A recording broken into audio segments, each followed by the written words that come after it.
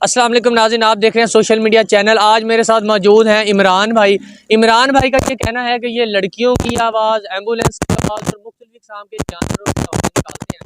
इनकी आवाज़ों में कितना दम है ये आपने हमें कमेंट्स में बताना है। इमरान भाई एक एक करके हमें आज कौन कौन सी आवाज़ें सुना रहे हैं सब सुना दें।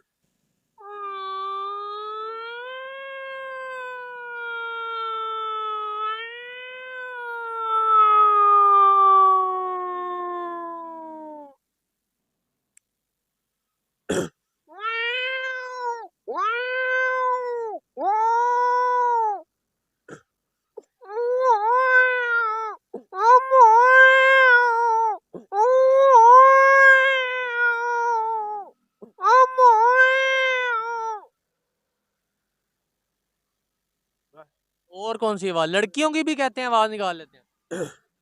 भाई क्या हाल है? अस्सलाम वालेकुम। बाबा मैंने बहुत शौते प्यार है, मेरा इंटरव्यू लेना आए तुसे। अच्छा होर सुने, होर भी कोई आवाज़ां काट लेंदे हो? नहीं बस बस। अच्छा ये किन्ने साल तो आवाज़ां काट रहे हो? ये ते 15 साल तो 15 ਸਾਲ ਹੋ ਗਏ ਤੁਹਾਨੂੰ ਆਵਾਜ਼ਾਂ ਕੱਢਦੇ ਆ ਤੇ ਕਦੇ ਲੋਕਾਂ ਨੂੰ ਡਰਾਇਆ ਵੀ ਆ ਕਿ ਬਾਲਾਂ ਨੂੰ ਹੀ ਡਰਾਉਂਦੇ ਹੋ? 12 ਨੂੰ ਡਰਾਈਦਾ। ਅੱਛਾ ਵੱਡੇ ਬੰਦੇ ਨਹੀਂ ਡਰਦੇ? ਨਹੀਂ ਉਹਨਾਂ ਨੂੰ ਹੁਣ ਪਤਾ ਲੱਗ ਗਿਆ ਤੁਹਾਡਾ। ਹਾਂਜੀ ਤੇ ਸ਼ਾਦੀ ਹੋਈ ਆਪਣੀ ਕਿ ਨਹੀਂ? ਨਹੀਂ ਸ਼ਾਦੀ ਕਰਾਉਣੀ ਹੈ, ਕੋਈ ਲੱਭਦਾ ਫਿਰਦਾ। ਤੇ ਕਿਉਂ ਸ਼ਾਦੀ ਕਿਉਂ ਨਹੀਂ ਹੋਈ ਹਾਲੇ ਤੱਕ? ਨਹੀਂ ਦਿੰਦਾ ਹੀ ਨਹੀਂ ਕੋਈ, ਕਿਉਂ ਨਹੀਂ ਕੋਈ ਦਿੰਦਾ? ਉਹ ਕਹਿੰਦਾ ਤੂੰ ਮਲੰਗੇ। ਤੁਹਾਨੂੰ ਕਿਹਨੇ ਕਿਹਾ ਤੁਸੀਂ ਮਲੰਗੋ? ਦਿੰਦਾ ਹੀ ਨਹੀਂ ਕੋਈ। ਨਹੀਂ ਵੈਸੇ ਕਦੇ ਕੋਈ ਰਿਸ਼ਤੇ ਵਾਲੇ ਵੀ ਘਰ ਵੇਖਣ ਆਏ ਆ? ਨਹੀਂ ਕਿਉਂ? ਨਹੀਂ ਅੱਛਾ ਜੀ ਇਹ ਚੈਨਲ ਦੀ ਤਵੱਸਤ ਨਾਲ ਤੇ ਕਮੈਂਟਸ ਵਿੱਚ ਲੋਕੀ ਦੱਸਣਗੇ, ਇਨਸ਼ਾਅੱਲਾ ਤੁਹਾਡੇ ਰਿਸ਼ਤੇ ਦਾ ਵੀ ਇੰਤਜ਼ਾਮ ਹੋ ਜਾਏਗਾ। ਮੇਰਾ ਫੋਨ ਨੰਬਰ ਲਿਖ ਲਓ। ਅੱਛਾ ਬੋਲੋ ਜੀ ਫੋਨ ਨੰਬਰ।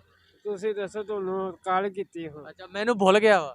ਅੱਛਾ ਚਲੋ ਹੁਣ ਜਾਣ ਲੱਗਿਆ ਇੱਕ ਵਾਰੀ ਆਪਣੀ ਆਵਾਜ਼ 'ਚ ਕਹਿ ਦਿਓ ਕਿ ਜੀ ਮੇਰੀ ਸ਼ਾਦੀ ਨਹੀਂ ਹੋਈ, ਠੀਕ ਆ, ਮੇਰੇ ਰਿਸ਼ਤੇ ਲਈ ਜਿਹੜੇ ਬੰਦੇ ਮੇਰੀ ਵੀਡੀਓ ਦੇਖ ਰਹੇ ਹੋ ਮੇਰੇ ਰਿਸ਼ਤੇ ਦਾ ਵੀ ਇੰਤਜ਼ਾਮ ਕਰੋ ਤੇ ਮੈਂ ਆਵਾਜ਼ਾਂ ਨਹੀਂ ਕੱਢਾਂਗਾ। ਕਿ ਆਵਾਜ਼ਾਂ ਕੱਢਣੀਆਂ ਵਾ? ਆਵਾਜ਼ਾਂ ਕੱਢਣੀਆਂ ਜੀ। ਆਵਾਜ਼ਾਂ ਕੱਢੋਗੇ ਤੇ ਰਿਸ਼ਤਾ ਕਿੱਦਾਂ ਹੋਣਾ? ਲੋ ਜੀ ਉਹ ਸ਼ੁਕਰ ਮੇਲਾ ਵਾਵਾ ਲੱਗਦਾ ਰਹਿੰਦਾ। ਅੱਛਾ ਤੇ ਜੀ ਜ਼ਨਾਨੀਆਂ ਨੇ ਤੇ ਭੱਜ ਜਾਣਾ। ਨਹੀਂ ਭੱਜਦੀਆਂ। ਚਲੋ ਆਪਣੀ ਆਵਾਜ਼ 'ਚ ਕਹਿ ਦਿਓ, ਕੋਈ ਲੇਡੀਜ਼ ਆਵਾਜ਼ 'ਚ ਕਹਿ ਦਿਓ ਕਿ ਮੁਝੇ ਸ਼ਾਦੀ ਕਰਨੀ ਹੈ, ਜਿੱਦਾਂ ਬੋਲਦੇ ਹੋ ਕਹੋ।